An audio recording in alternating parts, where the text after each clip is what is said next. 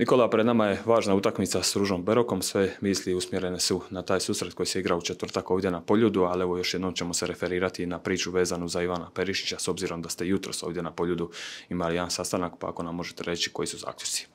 Pa evo, stvarno mi je žao što se stvorila atmosfera koja je izrazito negativno se odrazila na klub, ali su tako posebno za Ivana i njegovu obitelj doživjeli su brojne neugodnosti.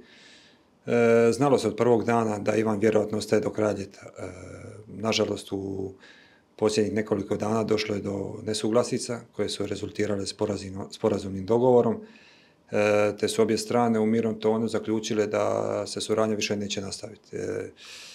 U narednim danima ćemo donijeti odluku hoće li to biti razlaz u formi transfera ili u sporazumnom raskidu ugovora.